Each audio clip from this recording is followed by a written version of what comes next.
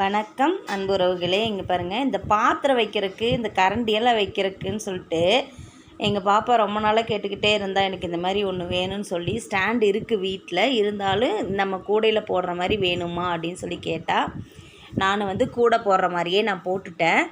நம்ம கூடை எப்படி போடுவோமோ அதே மாதிரி பேஸ் போட்டு பாருங்கள் போட்டுட்டேன். மேலே நான் இப்படி கிராஸில் நம்ம போடுவோம் இல்லையா, இது ஆணியில் வச்சு மாட்டுறதுக்காக போட்டிருக்கேன். முன்னாடி பாருங்கள், நம்ம இந்த கைப்பிடி போடுவோம் இல்லையா, அதே மாதிரி போட்டுட்டு உள்ளே விட்டு எடுத்திருக்கேன். இதில் நம்ம கரண்டியெல்லாம் மாட்டிக்கலாம். இது பாருங்கள், இது இந்த பக்கம் டம்ளர் வைக்கிறதுக்காக நான் இந்த மாதிரி ரவுண்டாக ரெடி பண்ணியிருக்கேன்.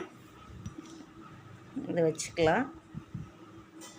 இது ஏன் நான் 3ஆக பண்ணியிருக்கேன்னா, 3ஆகவும் வச்சுக்கலாம். இது பாருங்கள்,